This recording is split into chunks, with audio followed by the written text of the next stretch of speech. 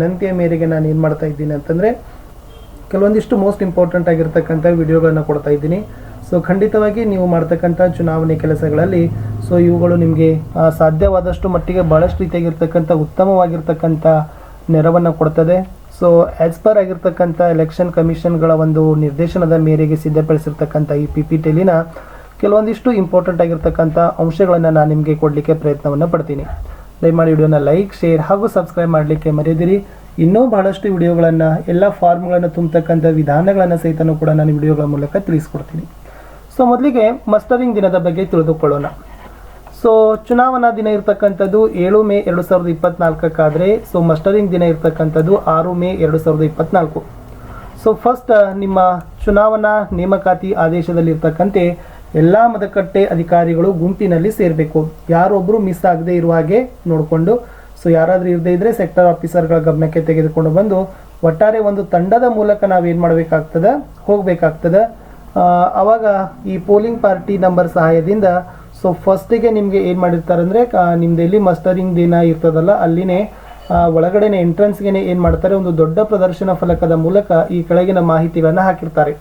ಅಲ್ಲಿ ನಿಮ್ಮ ಯಾವ ಪೋಲಿಂಗ್ ಪಾರ್ಟಿ ನಂಬರ್ಗೆ ಯಾವ ಮತಗಟ್ಟೆ ಸಂಖ್ಯೆಯನ್ನು ಹಂಚಿಕೆ ಮಾಡಿದ್ದಾರೆ, ಯಾವ ಕೋಣೆಗಳಲ್ಲಿ ಅಲ್ಲಿ ಮಸ್ಟರಿಂಗ್ ನಡೀತಾ ಇದೆ ಅಂತಕ್ಕಂಥದ್ದನ್ನು ಕೊಡ್ತಾರೆ. ಸೊ ಅದನ್ನು ನೋಡಿಕೊಂಡು ನೀವು ತಂಡದೊಂದಿಗೆ ಅಲ್ಲಿ ಹೋಗಿ ಮೊದಲಿಗೆ ಸಹಿಯನ್ನು ಹಾಕಿ ಆ ಕೊಠಡಿ ಒಳಗಡೆ ಪ್ರವೇಶವನ್ನು ಮಾಡಿ. ನಂತರ ಮತದಾನದ ಸಾಮಗ್ರಿಗಳ ವಿತರಣಾ ಕೊಠಡಿಗೆ ತೆರಳಿದ ನಂತರ ಮತದಾನದ ಸಾಮಗ್ರಿಗಳನ್ನು ನಿಮ್ಮ ಸೆಕ್ಟರ್ ಆಫೀಸರ್ಗಳು, ಗ್ರಾಮ ಆಡಳಿತದ ಸಹಾಯಕ ಅಧಿಕಾರಿಗಳು, ಅಲ್ಲಿರ್ತಕ್ಕಂಥ ಎಲ್ಲ ನಿಯುಕ್ತಗೊಳಿಸಿರ್ತಕ್ಕಂಥ ಅಧಿಕಾರಿಗಳು ಸೊ ನಿಮಗೆಲ್ಲ ಸಾಮಾನುಗಳನ್ನು ಹ್ಯಾಂಡ್ ಓವರ್ಗಳನ್ನು ಮಾಡ್ತಾರೆ. ಸೊ ಅಲ್ಲಿ ನೀವು ಫಸ್ಟ್ ಮಾಡ್ತಕ್ಕಂಥದ್ದು ಸೆಕ್ಟರ್ ಅಧಿಕಾರಿಯ ಮೊಬೈಲ್ ಮಾಹಿತಿಯನ್ನು ಪಡೆದುಕೊಳ್ಬೇಕು. ಆಲ್ರೆಡಿ ಸೆಕ್ಟರ್ ಆಫೀಸರ್ಗಳು ಕೂಡ ನಿಮ್ಗೆ ಏನು ಮಾಡ್ತಾರೆ ಅಂದರೆ ಎಲ್ಲ ಮಾಹಿತಿಗಳನ್ನು, ಮೊಬೈಲ್ ನಂಬರ್ಗಳನ್ನು ಪಡ್ಕೊಂಡಿರ್ತಾರೆ. ಒಂದು ವಾಟ್ಸಪ್ ಗ್ರೂಪನ್ನು ಸಹಿತನೂ ಕೂಡ ಅವರು ಸಾಧ್ಯವಾದಷ್ಟು ಮಾಡ್ತಾರೆ.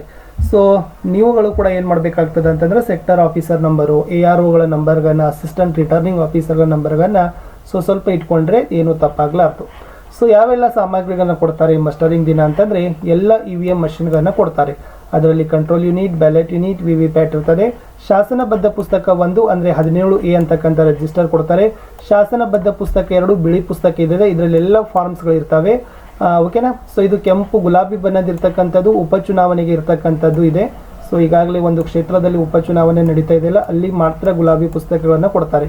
ಸೊ ಬಾಕಿ ಎಲ್ಲ ಏನು ಮಾಡ್ತಾ ಇದ್ದಾರೆ, ಲೋಕಸಭಾ ಚುನಾವಣೆಗೆ ಶಾಸನಬದ್ಧ ಪುಸ್ತಕಗಳಂತೆ ಬಿಳಿ ಬಣ್ಣದ್ದೇ ಇದ್ದಾವೆ. ಶಾಸನಬದ್ಧ ಪುಸ್ತಕ 2 ಬಿಳಿ ಬಣ್ಣದಲ್ಲಿ, ಅದರಲ್ಲಿ 17C ಇರ್ತದೆ. ಶಾಸನಬದ್ಧ ಪುಸ್ತಕ 3 ಬಿಳಿ ಕಲರ್ ಇರ್ತದೆ, ಅದರಲ್ಲಿ ವೋಟರ್ ಸ್ಲಿಪ್ ಇರ್ತವೆ. ಶಾಸನಬದ್ಧವಲ್ಲದ ಪುಸ್ತಕ ಭಾಗ A ಅಂತಕ್ಕಂಥದ್ದು ಹಳದಿ ಬಣ್ಣದಿದೆ, ಅದರಲ್ಲಿ ಕೂಡ ಫಾರ್ಮ್ಗಳಿದ್ದಾವೆ. ಶಾಸನಬದ್ಧವಲ್ಲದ ಪುಸ್ತಕ ಭಾಗ B ಅದು ಕೂಡ ಹಳದಿ ಬಣ್ಣದ ಪುಸ್ತಕ, ಅಲ್ಲಿನೂ ಕೂಡ ಫಾರ್ಮ್ಗಳನ್ನು ಇಟ್ಟಿದ್ದಾರೆ. ಇನ್ನು ಯಾವೆಲ್ಲ ಸಾಮಗ್ರಿಗಳನ್ನು ಒಯ್ಯಬೇಕಾದ್ರೆ ಲಕೋಟೆ ಸೆಟ್ 1 ಅದರಲ್ಲಿ EVM ಹಾಳೆಗಳನ್ನು ಹಾಕಬೇಕು, ಅದರಲ್ಲಿ 17C ಹಾಕಬೇಕು, PRO ವರದಿ ಹಾಕಬೇಕು, ಕಪ್ಪು ಲಕೋಟೆ ಹಾಕಬೇಕು. ಇದು ಬಿಳಿ ಬಣ್ಣದ ಲಕೋಟೆ ಇರ್ತದೆ. ಇನ್ನು ಲಕೋಟೆ ಸೆಟ್ 2 ಇದು ಬಿಳಿ ಬಣ್ಣದಿರ್ತದೆ, ಅದರಲ್ಲಿ ಪರಿಶೀಲನಾ ದಾಖಲೆಗಳನ್ನು ಹಾಕಬೇಕು. ಲಕೋಟೆ ಸೆಟ್ 3 ಶಾಸನಬದ್ಧ ಲಕೋಟೆಗಳನ್ನು ಹಾಕಬೇಕು, ಇದು ಕೂಡ ಬಿಳಿ ಬಣ್ಣದ್ದು. ಲಕೋಟೆ ಸೆಟ್ 4 ಶಾಸನಬದ್ಧವಲ್ಲದ ಲಕೋಟೆಗಳು, ಇದು ಹಳದಿ ಬಣ್ಣದಿರ್ತದೆ. ಲಕೋಟೆ ಸೆಟ್ 5 ಕೈಪಿಟಿಗಳನ್ನು ಹಾಕಬೇಕು, ಇತರೆ ಮಾಹಿತಿಯ ಪ್ರತಿಗಾಗಿ ಲಕೋಟೆಗಳನ್ನು ಹಾಕಬೇಕು, ಕಂದು ಬಣ್ಣದಿರ್ತದೆ. ಲಕೋಟೆ ಸೆಟ್ 6ರಲ್ಲಿ ಮತದಾನದ ಇತರೆ ಸಾಮಗ್ರಿಗಳನ್ನು ಇಡ್ತಕ್ಕಂಥ ಲಕೋಟೆಗಳನ್ನು ಹಾಕಬೇಕು, ಇದು ನೀಲಿ ಬಣ್ಣದ್ದು ಇರ್ತದೆ. ಸೊ ಲಾಸ್ಟಿಗೆ ಇತರೆ ಅವಶ್ಯಕ ಸಾಮಗ್ರಿಗಳನ್ನು ಸಹಿತ ನೀವೇನು ಮಾಡಬೇಕಾಗ್ತದಪ್ಪ ಅಂದ್ರೆ ಹಾಕಬೇಕಾಗ್ತದೆ.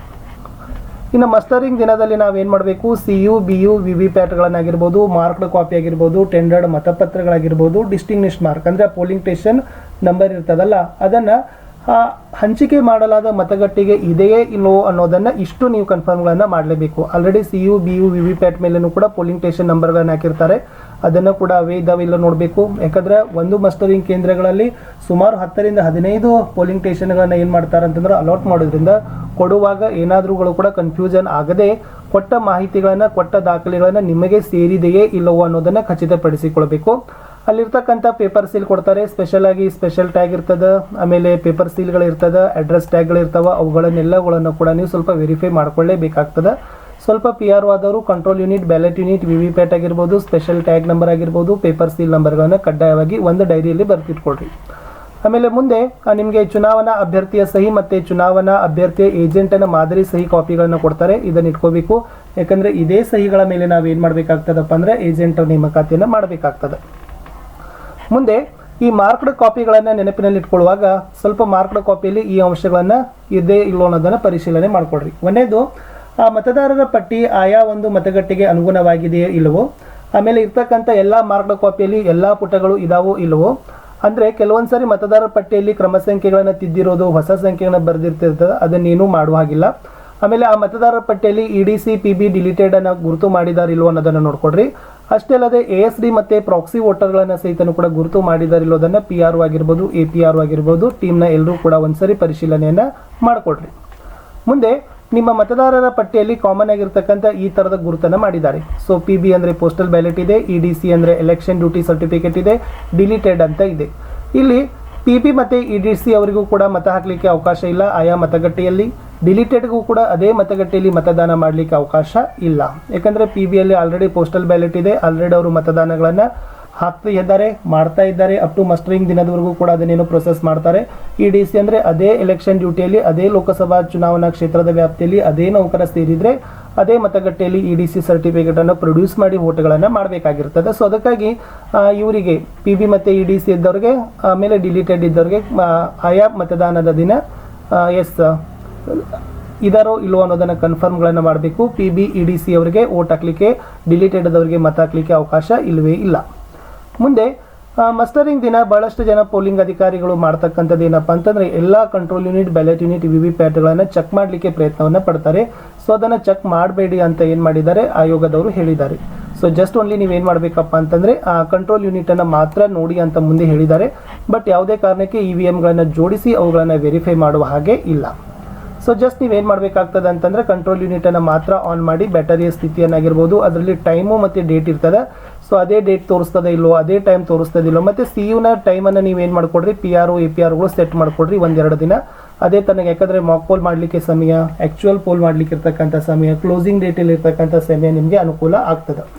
ಮುಂದೆ ಕಂಟ್ರೋಲ್ ಯೂನಿಟಲ್ಲಿ ಆಲ್ರೆಡಿ ಅವರು ಕ್ಯಾಂಡಿಡೇಟ್ ಸೆಟ್ ಮತ್ತು ಬ್ಯಾಟ್ರಿ ಸೆಕ್ಷನ್ಗಳನ್ನು ಏನು ಮಾಡಿದ್ದಾರೆ, ಅಡ್ರೆಸ್ ಟ್ಯಾಗ್ನಿಂದ ಕಟ್ಟಿನೇ ಕೊಟ್ಟಿರ್ತಾರೆ. ಜಸ್ಟ್ ಓನ್ಲಿ ರಿಸಲ್ಟ್ ಸೆಕ್ಷನನ್ನು ಮಾತ್ರ ನಮಗೆ ಕೊಟ್ಟಿರ್ತಾರೆ. ಅದನ್ನು ನಾವು ಲಾಸ್ಟಲ್ಲಿ ಪೋಲ್ ಕ್ಲೋಸ್ ಆದಮೇಲೆನೂ ಕೂಡ ಅಲ್ಲಿ ನಾವು ಅಡ್ರೆಸ್ ಟ್ಯಾಗ್ಗಳನ್ನು ಹಾಕ್ತೀವಿ. ಇನ್ನು ಸ್ವಲ್ಪ PRO APR ಅವರು ಈ ಕಂಟ್ರೋಲ್ ಯೂನಿಟ್ ಮತ್ತು ಬ್ಯಾಲೆಟ್ ಯೂನಿಟಲ್ಲಿ ವಿಶೇಷವಾಗಿ ನಾವೇನು ಮಾಡಬೇಕಾಗ್ತದೆ ಅಂದ್ರೆ ಎಲ್ಲ ಅಭ್ಯರ್ಥಿಗಳ ಹೆಸರನ್ನು ಕ್ರಮವಾಗಿ ಜೋಡಿಸಿದಾರೋ ಇಲ್ಲವೋ, ಆಮೇಲೆ ಎಲ್ಲ ಅಭ್ಯರ್ಥಿಗಳ ಮುಂದಿರ್ತಕ್ಕಂಥ ಬಟನ್ಗಳು ಪ್ರೆಸ್ ಆಗ್ತವೋ ಇಲ್ಲೋ ಅನ್ನೋದನ್ನು ಸ್ವಲ್ಪ ನಾವೇನು ಮಾಡಬೇಕಾಗ್ತದೆ, ಖಚಿತವನ್ನು ಪಡಿಸಿಕೊಳ್ಬೇಕಾಗ್ತದೆ. ಮುಂದೆ VVPATನ ಹಿಂದ್ಗಡೆ ಆಲ್ರೆಡಿ ರೋಲರ್ ಘಟಕಗಳನ್ನು ಅಳವಡಿಸಿರ್ತಾರೆ, ಅದನ್ನು ಸೀಲು ಮಾಡಿರ್ತಾರೆ. ಆಮೇಲೆ VVPATನ ಹಿಂದ್ಗಡೆ ಇರ್ತಕ್ಕಂಥ ನಾಬ್ ಏನಾಗಿರ್ಬೇಕು ಅಂತಂದ್ರೆ ಅದು ಹಾರಿಜೆಂಟಲ್ ಪೊಸಿಷನ್ ಇರಬೇಕು, ಅಂದರೆ ಅಡ್ಡನೇ ಇರಬೇಕು. ಅಡ್ಡ ಇದೆ ಅಂದರೆ ಬಂದಿದೆ ಅನ್ನಂಗೆ ಅರ್ಥ, ನೇರವಾಗಿದೆ ಅಂದರೆ ಚಾಲು ಇದೆ ಅಥವಾ ಕಾರ್ಯಗತವಾಗಿದೆ ಅಂತ ನಾವೇನು ಮಾಡ್ಕೊಳ್ಬೇಕು, ತಿಳ್ಕೊಳ್ಬೇಕು.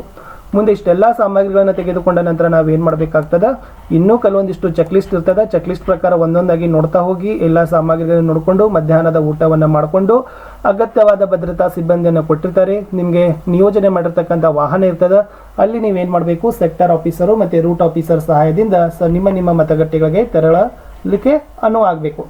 ಅಲ್ಲಿ ಮತಗಟ್ಟೆಯನ್ನು ಪ್ರವೇಶವನ್ನು ಮಾಡಿದ ನಂತರ ಫಸ್ಟ್ ನಿಮಗೆ ಅದೇ ರೂಮ್ ಅಲಾಟ್ ಆಗಿದೆ ಇಲ್ಲೋ, ಆಮೇಲೆ ಆಲ್ರೆಡಿ ರೂಮ್ ಹೊರಗಡೆ ಬರೆದಿರ್ತಾರೆ ಮತಗಟ್ಟೆ ಸಂಖ್ಯೆ, ಮತಗಟ್ಟೆ ವಿಳಾಸ ಅದೇ ಇದು ಅಲ್ಲೊಂದನ್ನು ನೋಡಬೇಕು. ಆಮೇಲೆ ಪೊಲೀಸ್ ಆಗಿರ್ಬೋದು, ಡಿ ದರ್ಜೆ ನೌಕರನ ಸಹಾಯದಿಂದ 100 ಮೀಟರ್ ಒಳಗಡೆ ನಿಷೇಧಿತ ಪ್ರದೇಶ ಅಂತ ನೀವೇನು ಮಾಡಬೇಕಾಗ್ತದೆ, ಸುಣ್ಣದ ಗೆರೆಯನ್ನು ಹಾಕಬೇಕು. ಯಾಕೆಂದರೆ ಈ ಪ್ರದೇಶದಲ್ಲಿ ಯಾವುದೇ ರೀತಿಯಾಗಿರ್ತಕ್ಕಂಥ ರಾಜಕೀಯ ಪಕ್ಷಗಳ ಅಭ್ಯರ್ಥಿಗಳಿಗೆ ಸೇರಿರ್ತಕ್ಕಂಥ ಬ್ಯಾನರು, ಗೋಡೆ ಬರಹ, ಫ್ಲೆಕ್ಸ್ಗಳನ್ನು, ವಾಹನಗಳನ್ನು ಇಲ್ಲದೇ ಇರೋದನ್ನು PROಗಳು ಮತ್ತು ಪೊಲೀಸರವರು ಖಚಿತವನ್ನು ಪಡಿಸ್ಕೊಳ್ಬೇಕು. ಮುಂದೆ ಈ ಮತಗಟ್ಟೆಯ ಹೊರಗಡೆ ಪುರುಷರು ಮತ್ತು ಮಹಿಳೆಯರಿಗೆ ನಿಲ್ಲಕ್ಕೆ 2 ಸಾಲುಗಳ ಬಗ್ಗೆ ನೋಡ್ಕೊಳ್ಬೇಕು. ಆಮೇಲೆ ಪೊಲೀಸರಿಗೆ ಹೇಳಬೇಕು ಏನಪ್ಪ ಅಂತಂದರೆ ಯಾರಾದರೂ ಕೂಡ ದುರ್ಬಲ ಆಗಿರ್ಬೋದು, ಅಂಧರು ಆಗಿರ್ಬೋದು, ವಯಸ್ಕರಾಗಿರ್ಬೋದು, ಗರ್ಭಿಣಿ ಹೆಣ್ಣು ಮಕ್ಕಳಾಗಿರ್ಬೋದು, ಅವರು ಬಂದರೆ ಡೈರೆಕ್ಟ್ ಥ್ರೋ ಪಾಸ್ದಿಂದ ಅವ್ರಿಗೆ ಏನು ಮಾಡಬೇಕು, ಒಳಗಡೆ ಬಿಡ್ಲಿಕ್ಕೆ ಹೇಳಬೇಕು.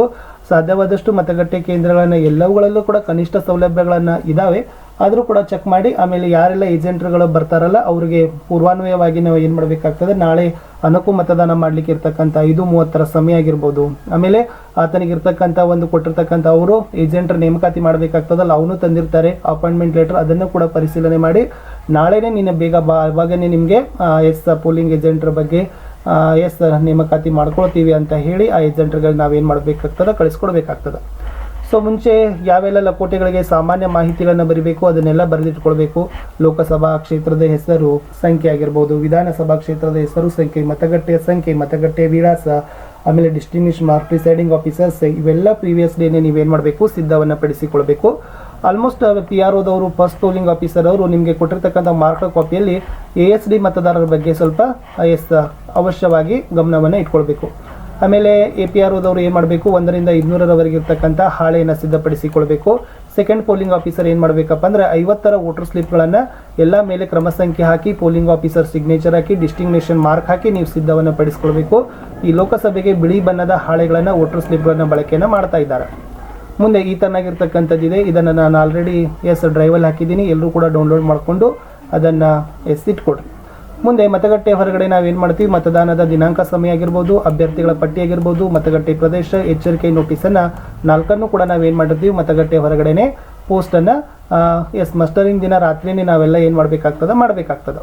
ಸೊ ಈ ತರನಾಗಿರ್ತಕ್ಕಂಥದ್ದು ಇರ್ತದೆ. ಮತಗಟ್ಟೆಯ ಒಂದು ಸಂಬಂಧಪಟ್ಟ ಪ್ರದೇಶ, ಸಮಯ, ಮತಗಟ್ಟೆಗೆ ಈ ಚುನಾವಣೆಗೆ ಸ್ಪರ್ಧಿಸಿರೋ ಅಭ್ಯರ್ಥಿಗಳ ಹೆಸರು, ಚಿಹ್ನೆ, ವಿಳಾಸ, ಓಕೆ, ಅದನ್ನು ಬರಿಬೇಕು. ಮುಂದೆ ಎಚ್ಚರಿಕೆ ನೋಟಿಸನ್ನು ಹಾಕಬೇಕು. ಆಮೇಲೆ ಒಳಗಡೆ ಇರ್ತಕ್ಕಂಥ ಒಂದು ಮತಗಟ್ಟೆಯಲ್ಲಿ ಆಸನ ವ್ಯವಸ್ಥೆ ಅಂದರೆ ಏಜೆಂಟ್ರು ಎಲ್ಲಿ ಕೊಡಬೇಕು, ಪೋಲಿಂಗ್ ಆಫೀಸರ್ಸ್ ಎಲ್ಲಿ ಕೊಡಬೇಕು, PRO ಎಲ್ಲಿ ಕೊಡಬೇಕು, ವೋಟಿಂಗ್ ಕಂಪಾರ್ಟ್ಮೆಂಟ್ ಎಲ್ಲಿ ಮಾಡ್ಕೋಬೇಕು ಅನ್ನೋದನ್ನು ಎಲ್ಲರೂ ಚರ್ಚೆ ಮಾಡಿ ಒಂದು ಮಾದರಿ ಮತಗಟ್ಟೆಯನ್ನು ಸ್ಥಾಪನೆಯನ್ನು ಮಾಡಬೇಕಾಗ್ತದೆ. ಸೊ ಮಾಮೂಲಿಯಾಗಿರ್ತಕ್ಕಂಥ ಈ ಥರದ ಮಾದರಿ ಮತಗಟ್ಟೆ ಇರಬೇಕು ಅನ್ನೋದನ್ನು ಆಯೋಗದವ್ರು ಹೇಳ್ತಾರೆ. ಅದನ್ನು ಕೂಡ ನೀವೇನು ಮಾಡಬೇಕಪ್ಪ ಅಂತಂದರೆ ಸಿದ್ಧವನ್ನು ಪಡಿಸಿಕೊಂಡು ಏನಾದರೂ ಕೊರತೆ ಇರತಕ್ಕಂಥ ಸಾಮಗ್ರಿಗಳಿದ್ದರೆ ಸೆಕ್ಟರ್ ಅಧಿಕಾರಿಗಳಿಗೆ ತಾವುಗಳನ್ನು ಬೇಡಿಕೆಯನ್ನು ಮಾಡಿ ಪಡೆದುಕೊಂಡು ಓಕೆ ರಿಪೋರ್ಟನ್ನು ಕೊಡಬೇಕು. ಸೊ ಓಕೆ ರಿಪೋರ್ಟ್ ಕೊಟ್ಟರೆ ನಿಮ್ಮ ಮಸ್ಟರಿಂಗ್ ಡೇದೆಲ್ಲ ಏನಾಯ್ತಪ್ಪ ಅಂದರೆ ಕ್ಲಿಯರ್ ಆಯಿತು. ಇಷ್ಟು ನಾವು ಮಸ್ಟರಿಂಗ್ ದಿನದಲ್ಲಿ ಗಮನವನ್ನು ಇಟ್ಕೊಳ್ಬೇಕಾಗ್ತಕ್ಕಂಥ ಅಂಶಗಳನ್ನು ಅಂತ ಹೇಳ್ತಾ, ಸೊ ಮತ್ತೆ ನಾನು ಹೊಸ ವಿಡಿಯೋದೊಂದಿಗೆ ಸಿಗ್ತೀನಿ. ಈ ವಿಡಿಯೋ ಹೇಗೆ ಅನಿಸಿತು ಅನ್ನೋದನ್ನು ಕಮೆಂಟ್ ಮಾಡಿ. ಬಾಯ್.